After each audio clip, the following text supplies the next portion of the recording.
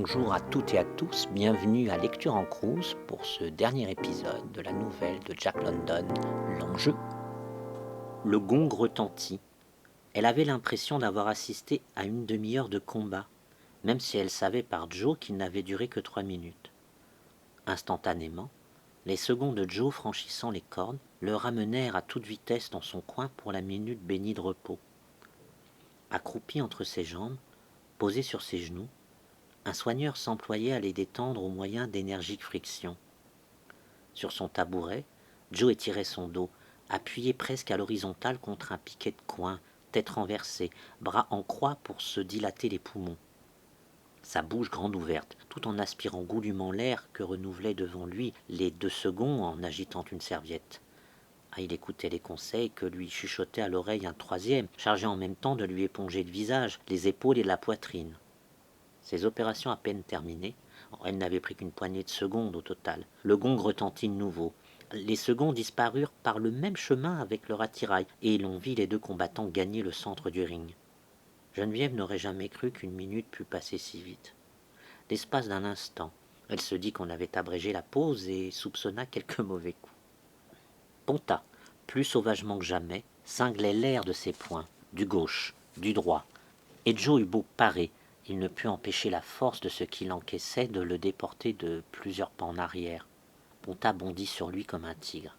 Dans le réflexe qu'il avait eu pour se maintenir debout, Joe s'était découvert, c'est-à-dire qu'il avait écarté les bras et laissé dépasser la tête hors de l'abri des épaules. Ponta l'avait poursuivi si rapidement qu'un terrible swing arrivait droit vers la mâchoire qui n'était plus protégée. Mais Joe esquiva en arquant le dos et réussit à n'éviter que de justesse le point de Ponta sur la nuque. Au moment où il se redressait, Ponta lui destinait un direct du gauche qui eût été bien capable de l'envoyer dinguer par-dessus les cordes. Mais avec une vivacité qui l'emportait sur celle de Ponta, d'une infinitésimale fraction de seconde, Joe para le coup en appliquant la même tactique. Le poing de Ponta frôla l'arrière de son épaule et fut dévié dans le vide. Nouveau direct de Ponta, du droit cette fois, nouveau frôlement. Joe opta alors pour la sécurité d'un corps à corps. Geneviève poussa un espoir de soulagement. Son corps crispé se détendit et un vertige la saisit. La salle en délire applaudissait. Silverstein était debout. Il criait et gesticulait complètement hors de lui. Même Mr. Clauson hurlait son enthousiasme à plein poumon dans l'oreille de son plus proche voisin. On sépara les adversaires et le combat continua. Joe bloquait, esquivait, glissait autour du ring, évitant les coups et passant d'une manière ou d'une autre à travers les assauts en tourbillon. Il réussissait rarement à frapper, car Ponta avait l'œil vif et était aussi bon dans la défense que dans l'attaque, et son extraordinaire vitalité ne lui laissait guère de chance. Son seul espoir résidait dans l'idée de voir Ponta consumer de lui-même son potentiel d'énergie. Geneviève commençait à se poser des questions. Son amoureux ne se battait pas. Pourquoi ? La colère montait en elle. Elle voulait le voir assouvir sa vengeance avec cette brute qui l'avait persécutée à ce point.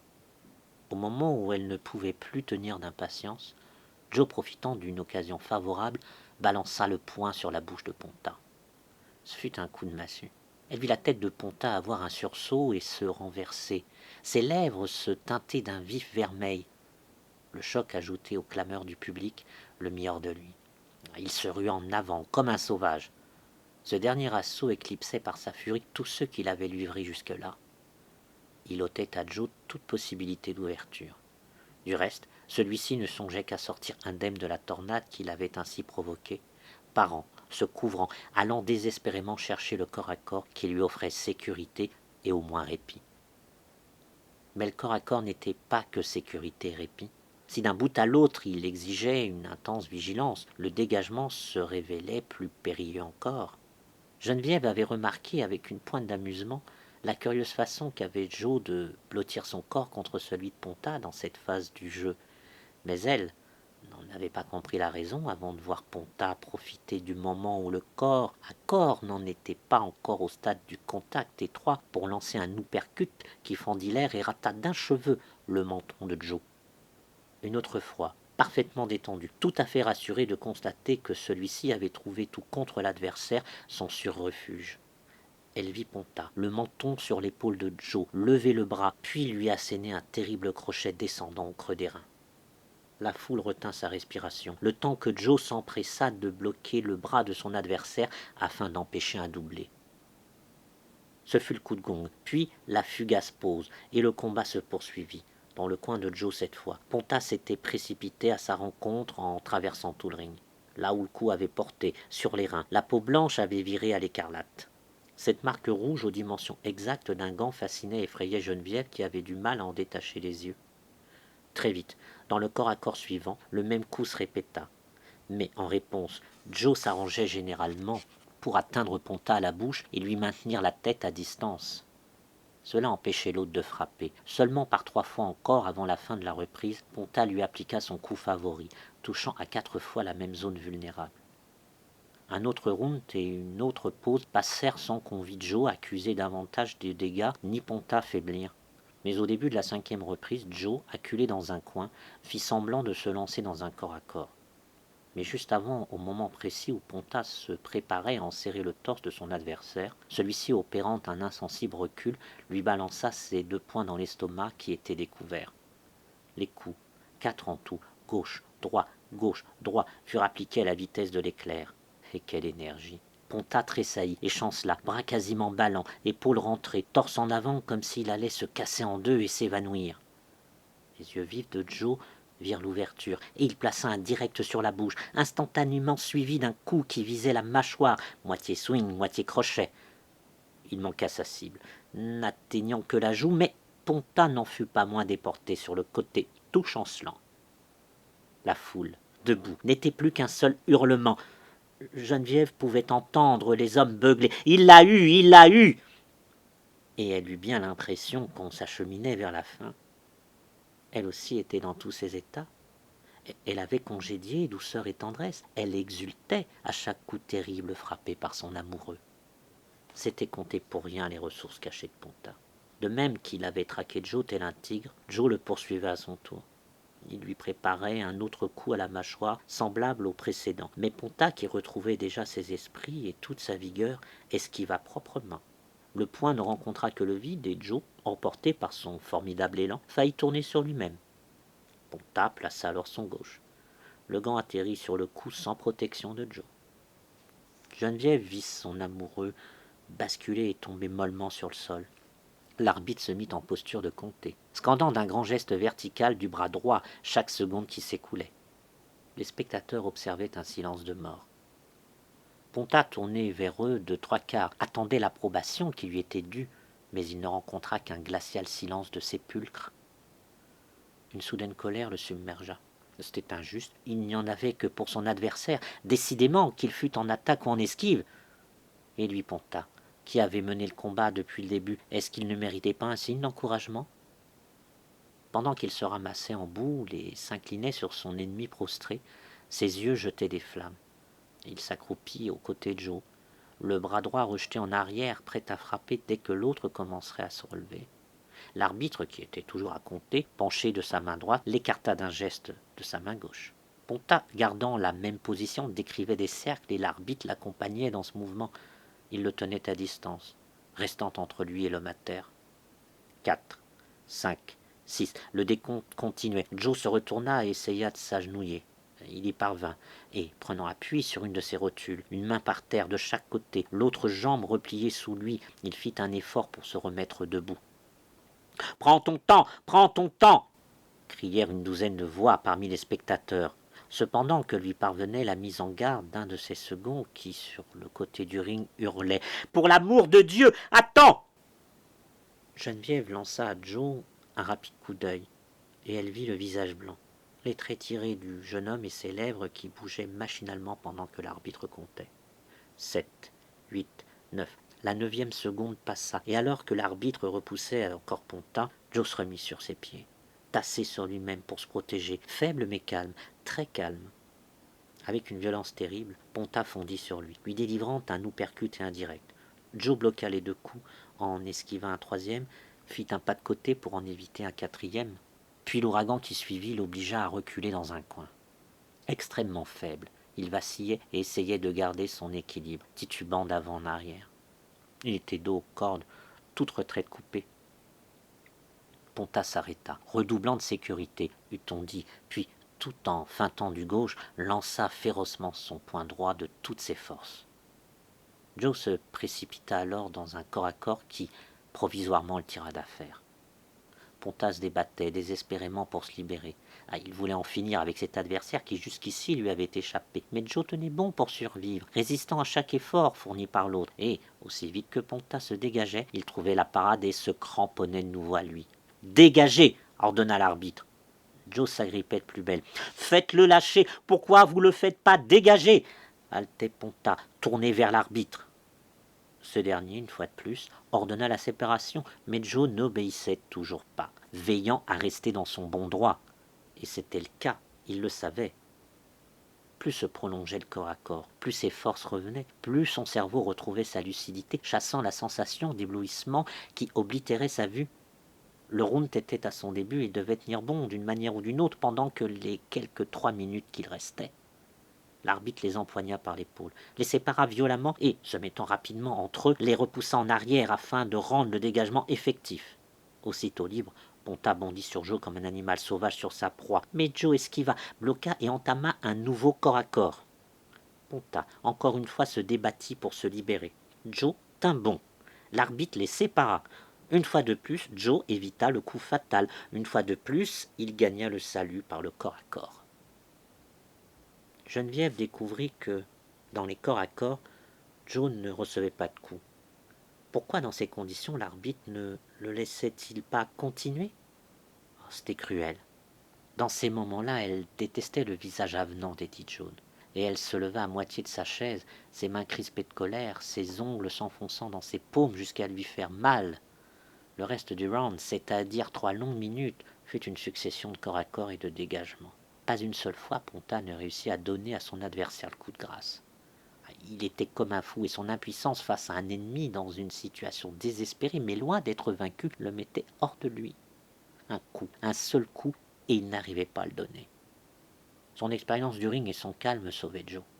Avant tous les soubresauts qui lui agitaient l'esprit aussi bien que le corps, il se réfugiait dans les corps à corps et tenait bon, laissant au flux vital qui le quittait le temps de s'inverser et le baigner de neuf. À un moment, emporté par la colère et toujours incapable de l'atteindre, Ponta fit mine de le soulever pour le jeter au sol. « Oh, ouais, tu es pas le mort, non, tant que t'y es !» s'indigna Silverstein, sarcastique. La boutade qui tombait dans un silence relatif fut entendue de toute la salle et la foule. Soulagé de son anxiété pour son favori, rit d'une façon tonitruante d'où l'hystérie n'était pas absente. Même Geneviève sentit qu'il y avait quelque chose d'irrésistiblement drôle dans cette remarque et la foule lui communiqua son soulagement.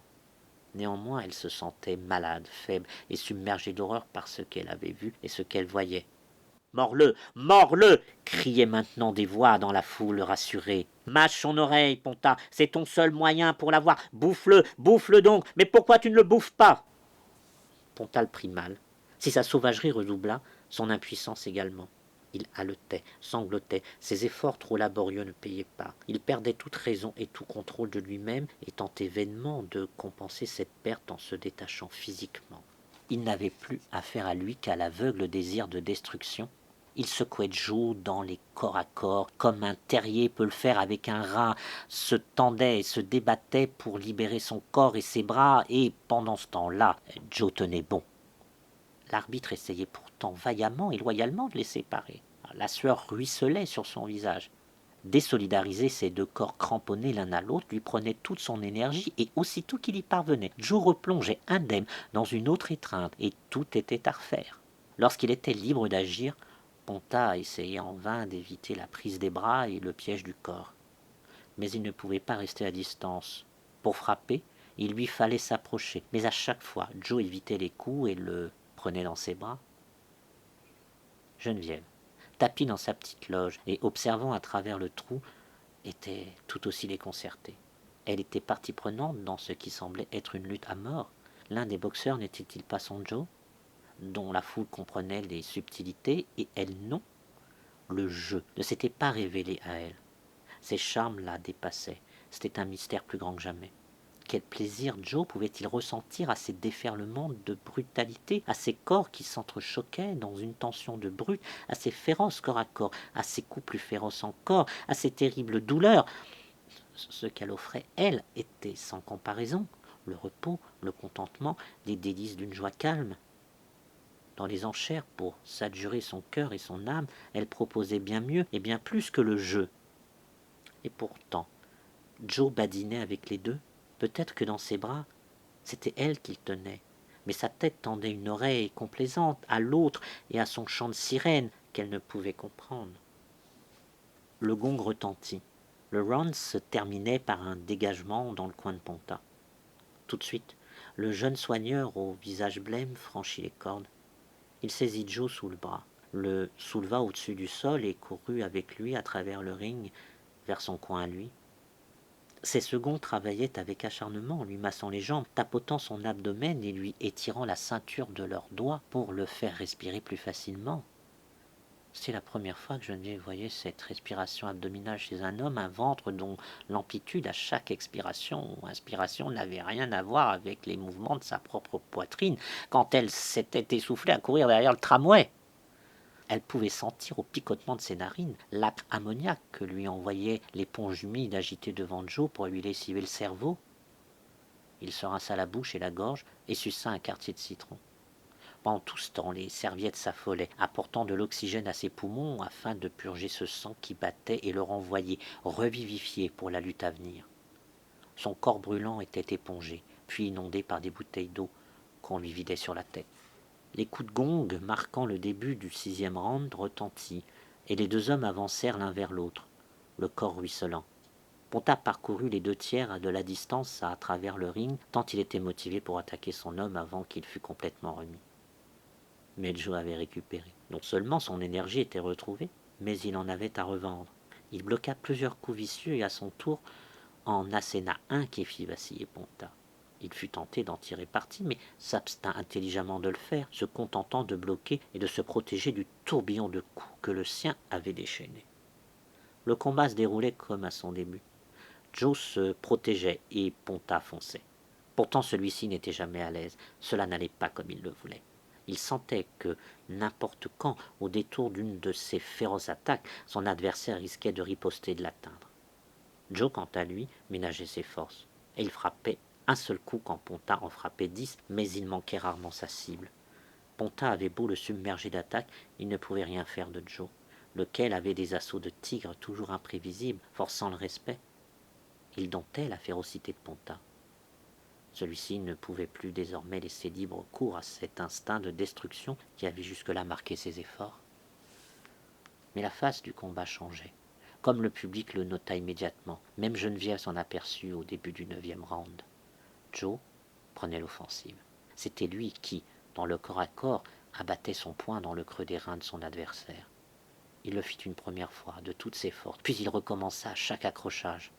Pendant les dégagements, il commença à expédier à Ponta des uppercuts dans l'estomac, des crochets à la mâchoire ou des directs sur la bouche.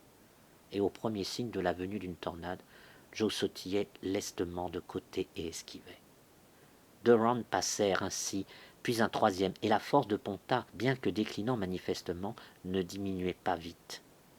La tâche de Joe consistait à miner cette force, pas seulement avec un coup, ni même avec 10, mais coup après coup, sans relâche, jusqu'à l'expulsion définitive de cette énorme force hors de cet énorme corps. Ponta n'avait plus de répit. Joe le suivait pas à pas, son pied gauche avançant avec un tap-tap-tap caractéristique sur la toile tendue du sol. Puis venait un bond, un vrai bond de félin, des coups fulgurants suivis d'un rapide saut en arrière, après quoi son pied gauche reprenait son tapotement en avant. Quand Ponta lançait ses sauvages assauts, Joe se protégeait soigneusement pour mieux revenir le harceler, avec toujours ce tap-tap-tap énervant du métronome de son pied gauche. Ponta faiblissait peu à peu. Pour le public, l'affaire était dans le sac. « Bravo, Joe !» hurlaient affectueusement les gens, admiratifs. « C'est une honte que tu sois payé pour ça, Ponta !» se moquait-il. « Pourquoi tu ne le bouffes pas, hein? Vas-y, bouffe-le !» Lors des pauses d'une minute, les soigneurs de Ponta travaillaient sur lui comme jamais ils ne l'avaient fait auparavant. Leur confiance sereine en son extraordinaire vitalité était ébranlée. Geneviève observait leurs efforts nerveux, tout en prêtant l'oreille aux soigneurs au visage blême qui mettaient Joe en garde. Prends ton temps, disait-il. Tu le tiens, mais tu dois prendre ton temps. Je l'ai vu se battre. Là, toujours un coup en vache pour la fin du combat. Je l'ai vu, KO, sonné, foutu, vraiment sonné. Il s'est relevé et il a continué à frapper quand même. Mickey Sullivan le tenait. Ah, il l'a mis par terre comme il l'a voulu, 6 fois dans le rang. Mais il a laissé une ouverture. Ponta l'a cogné à la mâchoire, et 2 minutes après, Mickey ouvrait les yeux en se demandant ce qui s'était passé. Faut l'observer. T'aventures pas, lui laisse pas sa chance. Ah, j'ai du fric sur ce combat, et je pourrais pas dire que j'ai empoché le pognon tant qu'il sera pas au tapis pour le compte. On était en train d'arroser Ponta d'eau. Le gong retentit à l'instant précis où l'un de ses soigneurs lui renversait une nouvelle bouteille sur la tête. Ponta s'avança vers le centre du ring, suivi par son aide qui tenait toujours la bouteille, le goulot en bas. Quand l'arbitre cria, le soigneur la laissa tomber et quitta le ring à toute vitesse. La bouteille roula au sol, l'eau s'en échappant dans un gargouillis jusqu'à ce que l'arbitre l'eût envoyé d'un rapide coup de pied au-delà des cordes. Durant tous les rounds précédents, Geneviève n'avait pas encore vu le visage de guerrier de Joe, celui qui lui avait montré le matin même dans le grand magasin. Parfois son visage avait été plutôt enfantin, à d'autres moments, alors qu'il se faisait violemment malmener, il avait été gris et glacial. Et encore plus tard, alors qu'il luttait de toutes ses forces en se lançant dans les corps à corps, il avait pris une expression mélancolique. Et voilà que le masque de combattant revenait, au moment même où, hors de danger, il menait la danse. Elle le vit et frissonna. Quel fossé cela creusait entre eux. Elle qui croyait le connaître, qui pensait qu'il lui mangeait dans la main. C'était si nouveau pour elle, ce visage d'acier, cette bouche d'acier, ces yeux d'acier qui étincelaient de la lueur, de l'éclat de l'acier. Cette face lui évoquait les traits impassibles de l'ange exterminateur où se peint, pour toute expression, la seule volonté de la Providence. Ponta tenta une de ses bonnes vieilles attaques, mais fut arrêté par un coup sur la bouche. Implacable, insistant, toujours menaçant, ne le laissant jamais en repos, Joe le traquait. Le round, c'était le 13e, se termina par un assaut dans le coin de Ponta. Il essaya de reprendre le dessus, mais il finit par tomber à genoux, attendit les 9 secondes de répit, tenta un corps à corps qui le tirerait d'affaire, mais encaissa 4 terribles directs à l'estomac, si bien que, lorsque le gong retentit, il tomba à la renverse, haletant dans les bras de ses seconds. Joe courut à travers le ring pour rejoindre son coin. « Maintenant je le tiens, dit-il à son soigneur. « Ah, tu l'as vraiment bien en ta main. » Cette fois, répondit l'autre. « Rien peut t'arrêter maintenant, sauf le coup en vache. Fais-y gaffe. » Joe se pencha en avant, les pieds rassemblés sous lui, prêt à bondir comme un coureur à pied avant le départ. Il attendait le coup de gong. Quand celui-ci retendit, il s'élança à travers le ring et tomba sur Ponta, qui se levait de son tabouret encore entouré de ses soigneurs. Et là, au milieu de ses aides, il le descendit d'un direct du droit. Au moment où il se relevait du désordre des seaux, des tabourets et des soigneurs, Joe l'expédia au tapis. Une 3e fois, il y retourna sans avoir pu s'échapper de son coin. Joe était enfin devenu la tornade. Geneviève se souvint de ces mots. « Tu n'auras qu'à regarder, tu sauras quand j'irai le chercher. » Le public le savait aussi. La foule était debout, des poitrines montaient en une seule clameur féroce. Il poussait son cri pour la curer, et Geneviève se dit que c'était à cela que devaient ressembler les hurlements des loups en chasse. Alors malgré toute la confiance qu'elle avait en la victoire de son amoureux, elle trouva quand même dans son cœur un petit recoin pour s'apitoyer sur Ponta. Celui-ci luttait en vain pour se défendre, pour parer les coups, pour se protéger, pour esquiver et pour combattre corps à corps afin d'obtenir quelques instants de répit. Mais ces instants lui étaient refusés. Knockdown après knockdown, il suivait son chemin de croix, repoussé en arrière, jeté sur la toile du sol, propulsé sur les côtés. Il recevait des coups dans les corps à corps et dans les dégagements, des coups durs et fermes qui étourdissaient son cerveau et chassaient toute énergie hors de ses muscles. Il était acculé dans les coins, balancé contre les cordes où il rebondissait. À un autre coup, l'y renvoyait encore. Il battait l'air de ses bras et faisait pleuvoir des coups sauvages dans le vide. Il n'y avait plus rien d'humain en lui. Il était la bête incarnée, rugissante, enragée et condamnée. Enfin, il fut mis à genoux par les coups, mais refusa de se rendre, se redressant juste pour recevoir un coup violent sur la bouche et être envoyé contre les cordes. Pathétique, vacillant, haletant, les yeux brillants et le souffle court, grotesque et héroïque, il se battait jusqu'au bout, s'efforçant d'atteindre cet adversaire insaisissable qui le promenait autour du ring. À ce moment-là, Le pied de Joe glissa sur la toile mouillée. Les yeux vifs de Ponta le virent et reconnurent l'occasion favorable. Toutes les forces émoussées de son corps se rassemblèrent pour asséner, vif comme l'éclair, le coup inespéré. Au moment même où Joe glissait, l'autre le frappa violemment à la pointe du menton. Joe bascula en arrière. Geneviève vit ses muscles se détendre alors qu'il était encore en l'air et elle entendit le bruit sourd de sa tête sur la toile du sol. Les cris de la foule moururent brusquement. L'arbitre se pencha sur le corps inerte et compta les secondes. Ponta chancela et tomba à genoux.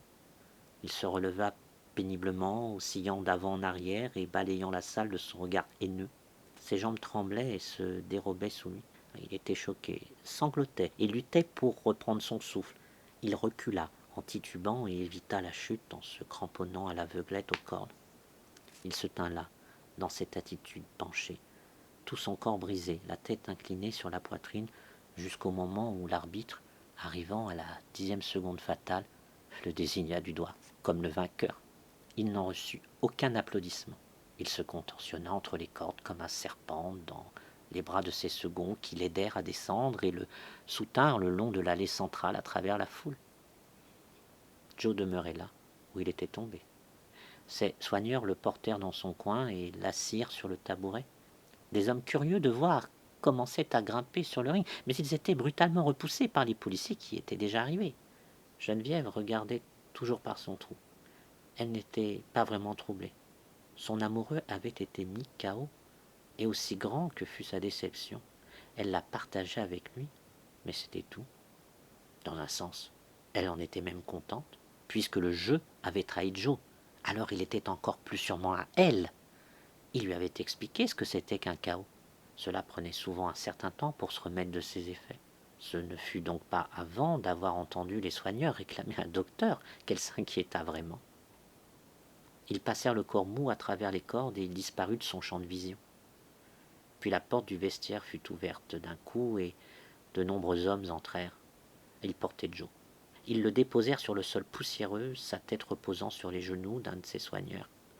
Personne ne semblait surpris de la présence de Geneviève. Elle s'approcha et s'agenouilla à côté de lui.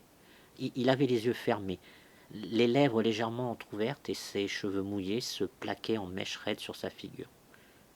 Elle souleva une de ses mains. Elle était très lourde et son absence de vie la choqua. Elle regarda brusquement les visages des soigneurs et creux des hommes autour d'elle. Ils semblaient effrayés, tous sauf un, qui jurait horriblement à voix basse. Elle leva les yeux et vit Silverstein debout à ses côtés. Lui aussi semblait effrayé. Il posa gentiment une main sur son épaule, la serrant avec sympathie. Cette compassion l'effraya. Elle commença à se sentir mal. Il y eut un remue-ménage lorsque quelqu'un entra dans la pièce. La personne s'approcha et déclara avec irritation « Sortez, sortez, vous devez dégager la pièce !» Beaucoup obéirent silencieusement. « Qui êtes-vous » demanda-t-il brusquement à Geneviève. « Bon Dieu, j'y crois pas, une fille !»« Tout va bien, c'est sa fiancée » déclara franchement le jeune garçon qu'elle reconnut comme son guide. « Et vous » lâcha l'homme furieux à Silverstein. « Je campagne, mademoiselle » répondit-il agressivement. « Elle travaille chez lui » expliqua le jeune type. « Alors c'est bon, je vous dis. » Le nouveau venu grommela une remarque et s'agenouilla. Il passa une main sur la tête moite, grogna de nouveau et se releva. « Ce n'est pas un cas pour moi, dit-il. Faites venir une ambulance. » À partir de ce moment, les choses se déroulèrent comme dans un rêve pour Geneviève. Peut-être s'était-elle évanouie, elle ne le savait pas, mais pour quelle autre raison Silverstein aurait-il passé son bras autour d'elle afin de la soutenir ? Tous les visages lui paraissaient flous et irréels. Des bribes de discussion lui parvenaient aux oreilles. Le jeune type qui avait été son guide disait quelque chose à propos des journalistes. Elle pouvait entendre, comme venue de très loin, la voix de Silverstein. « Tu vas avoir ta nom dans la journal !» Elle savait qu'elle secouait la tête en refusant. Il y eut une irruption de nouveaux visages et elle vit que l'on emmenait Joe sur une civière de toile. Silverstein lui boutonna son menton et en remontait le col sur son visage. Elle sentit la fraîcheur de la nuit sur ses joues et, regardant en l'air, elle vit les étoiles, claires et froides. Elle s'enfonça dans un siège, Silverstein à ses côtés. Joe aussi était là, toujours sur la civière, des couvertures jetées sur son corps nu. Il y avait également un homme en uniforme bleu qui lui parlait gentiment, bien qu'elle ne sût pas ce qu'il disait. Les sabots des chevaux claquaient et elle était emportée. Dieu sait où à travers la nuit. Plus tard, des lumières, des voix, une odeur d'iodoforme. Cela devait être l'hôpital, pensa-t-elle, avec la table d'opération et les docteurs. Ils examinaient Joe. L'un d'eux, les yeux noirs, la barbe sombre, ressemblant à un étranger, se redressa soudain. « Jamais rien vu de pareil, disait-il à un autre homme. Tout l'arrière du crâne. Les lèvres de Geneviève étaient chaudes et sèches, et une douleur intolérable lui vrillait la gorge. Mais pourquoi ne pleure-t-elle pas? Elle aurait dû pleurer. Elle sentait que c'était nécessaire. Lottie était là. Ah, il y avait eu un changement dans le rêve. De l'autre côté du lit étroit, et elle pleurait, elle. Quelqu'un disait quelque chose à propos du coma de la mort. Ce n'était pas le docteur qui ressemblait à un étranger, mais une autre personne. Qui était-ce? Cela n'avait aucune importance. Quelle heure était-il? Comme une réponse, elle vit la fiable lumière blanche de l'aube à travers les fenêtres. Je devais me marier bientôt, dit-elle à Lottie. Et de l'autre côté du lit, la sœur de Joe poussa un gémissement. « Non, tais-toi !» Elle se cacha le visage et se remit à sangloter. C'était donc la fin de tout, la fin des tapis, des meubles, de la location de la petite maison, la fin des rencontres, des promenades, des nuits palpitantes à la lumière des étoiles, du délice de s'abandonner, d'aimer et d'être aimée. Elle restait pétrifiée devant la logique implacable de ce jeu qu'elle ne comprenait pas, devant son emprise sur l'âme des hommes, son ironie, sa perfidie, ses risques, ses hasards et sa loi sanguinaire qui faisait de la femme un pauvre être pitoyable. Loin d'être pour l'homme un idéal suprême, elle n'était qu'un jouet et un passe-temps. À la femme, l'homme donnait sa tendresse, sa protection, ses humeurs et quelques moments de joie, mais au jeu. Il offrait ses efforts du jour et de la nuit, le tribut de sa tête et de ses mains, son travail acharné et ses plus violents espoirs, ainsi que toute l'attention et la passion de son être. Au jeu, l'homme donnait le désir ardent qui est niché au plus profond de son cœur. Silverstein l'aidait à se mettre debout. Elle obéissait mécaniquement dans l'hébétude de sa rêverie. Ses mains saisirent son bras et il la conduisit vers la porte. « Pourquoi tu ne l'embrasses pas ?» s'écria Lottie, les yeux sombres, mélancoliques et chavirés. Geneviève se pencha docilement sur l'argile immobile, pressa ses lèvres sur les lèvres encore tièdes. La porte s'ouvrit et elle se retrouva dans une autre pièce. Là se tenait Mrs. Silverstein, le regard furibond à la vue de ses habits de garçon. Silverstein regardait sa femme d'un air implorant, mais elle éclata sauvagement. « Je t'avais pas dit, hein, je t'avais pas dit, hein, tu voulais savoir un cognard, hein, comme la pour avoir comme petit ami. Maintenant, t'as ton nom qui va s'étaler dans toute la journaux. À une match de boxe, et habillé comme la garçon. Petite roulure, dévergondée, toi !» Un flot de larmes jaillit de ses yeux, et avec ses gros bras tendus, gauche, ridicule, maternelle et sainte à la fois, Mrs. Silverstein tituba vers la jeune fille immobile et la serra sur sa poitrine. Hors d'haleine, elle marmonnait des mots d'amour, inarticulés, en la berçant doucement, tout en tapotant son épaule de sa lourde main. Geneviève se réveille en sursaut. Joe va arriver. Joe va venir. Ils doivent se rendre au grand magasin pour acheter leur tapis. À bientôt pour une prochaine lecture d'une autre nouvelle de Jack London, le Mexicain.